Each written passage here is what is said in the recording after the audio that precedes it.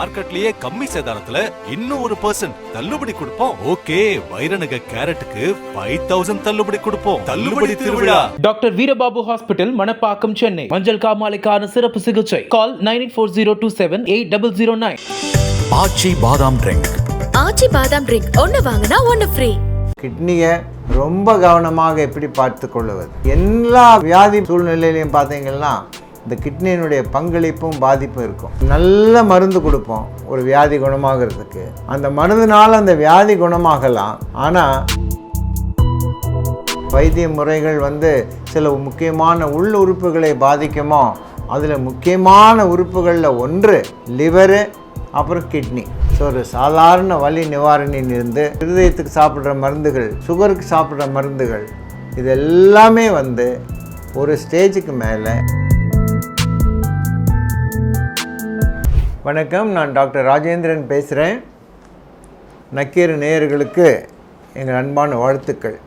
இப்பொழுது நம் சிறுநீரக கோளாறுகளை பற்றி இன்னும் சில தெளிவான விளக்கங்களை நாம் தெரிந்து கொள்ளலாம். ஸோ கிட்னியை ரொம்ப கவனமாக எப்படி பார்த்து கொள்வது. அதனால் எல்லா வியாதி சூழ்நிலையிலையும் பார்த்தீங்கன்னா இந்த கிட்னியினுடைய பங்களிப்பும் பாதிப்பும் இருக்கும். நம்ம நல்ல மருந்து கொடுப்போம் ஒரு வியாதி குணமாகிறதுக்கு. அந்த மருந்துனால் அந்த வியாதி குணமாகலாம்.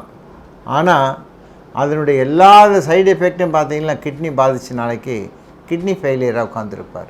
என்ன கேட்டிங்கன்னா, அந்த வியாதிக்காக அந்த மருந்து சாப்பிட்டோம், ஆனால் அது கிட்னியை பாதிச்சிருச்சு. எப்படி சில வைத்திய முறைகள் சில முக்கியமான உள் உறுப்புகளை பாதிக்குமோ. அதில் முக்கியமான உறுப்புகளில் ஒன்று லிவரு, அப்புறம் கிட்னி, இல்லைன்னா ரெண்டுமே.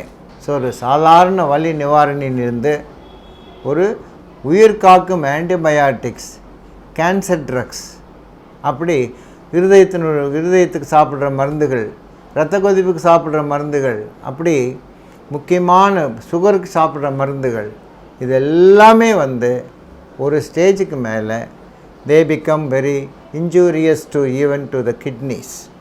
ஸோ இதை நம்ம மனசில் வச்சுக்கணும். ஸோ ஒரு கிட்னி பாதிப்பு இருக்கிறதுன்னு பார்த்தோன்னே சொல்லிடலாமா? அதனுடைய அறிகுறிகள் என்னென்ன அப்படின்னு பார்க்கும்போது நான் சொன்ன விதமாக, அது முதலாவது உடலிலிருந்து ஒரு நச்சு பொருளை நீர் வழியாக, சிறுநீர் வழியாக கழிப்பதை குறைக்கும்போது அந்த நச்சு பொருள் மாத்திரம் உடம்புல தங்கிறது மட்டுமல்ல, அந்த நச்சு பொருளை தங்க வைத்து அதன் மூலமாக தேங்குகிற மற்ற நீர், so water retention, fluid retention, along with that toxins also getting retained. இதுதான் முக்கியம். ஸோ உடம்புல நீர் தங்கிடுச்சு அப்படின்ட்டு சுலபமாக எப்படி கண்டுபிடிக்கிறதுன்னா, உடல் கனமாயிடும்.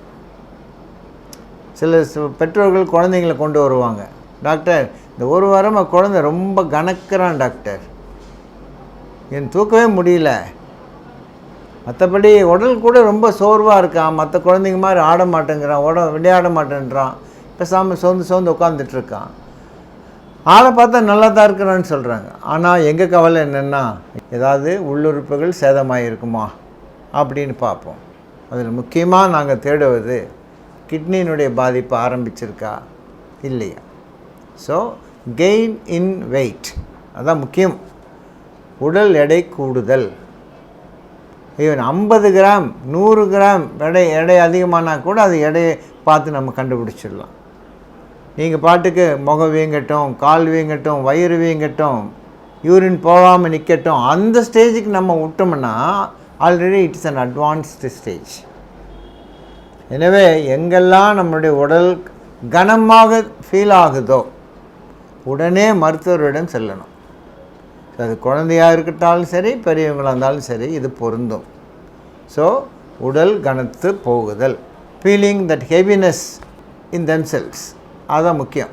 ரெண்டாவது, காலையில் எழுந்திரிச்சு முகத்தை போய் கண்ணாடியில் பார்க்கும்போது இந்த கண் கருவளையத்தை சுற்றி ஒரு வீக்கம் இருக்கும். ஸோ பெரி ஆர்பிட்டல் எடிமா அப்படின்னு சொல்கிறோம். பெரி ஆர்பிட்டல் எடிமா, அதை சுற்றி கண்ணை சுற்றி கொஞ்சம் வீக்கம் இருக்கும்.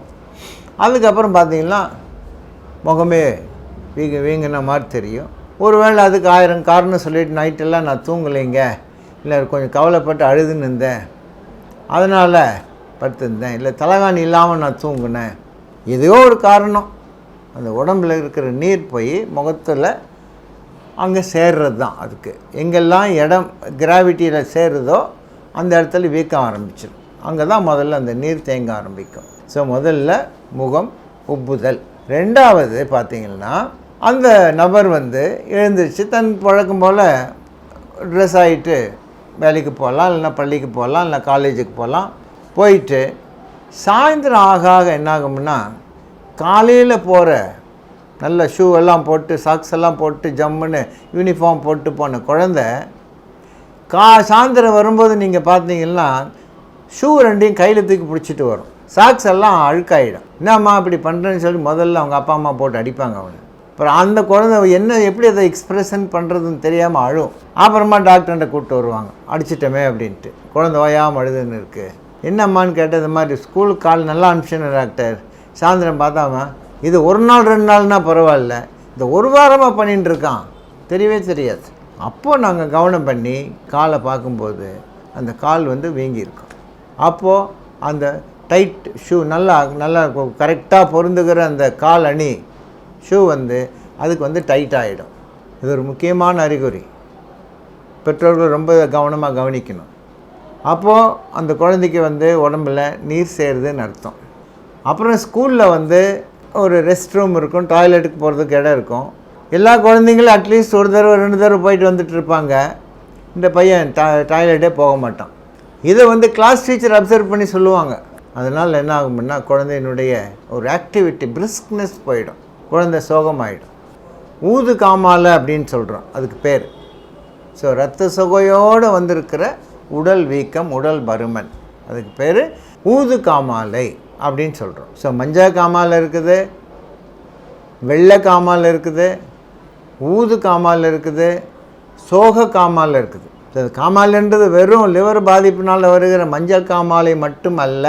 வெள்ளை காமாலை இரத்த சோகை, ஊது காமாலை இந்த மாதிரி உடம்புல உப்பு சேர்ந்து போயிடுது, சோக காமாலை எப்போ பார்த்தாலும் ஒரு எந்த விதமான ஒரு மோட்டிவேஷன் இல்லாமல் ஒரு டிப்ரெஷனில் ஒரு பையன் உட்காந்துருப்பான் ரூம்குள்ளேயே, வெளியிலே வரமாட்டான். அவனையும் நம்ம கவனிக்கணும். இது மாதிரி கால் வீங்கி போகுது, அப்புறம் காலையிலையானா முக வீங்குது, அப்புறம் இன்னும் அந்த உடல் அந்த நீர் தேங்குதல் அதிகமாகுது.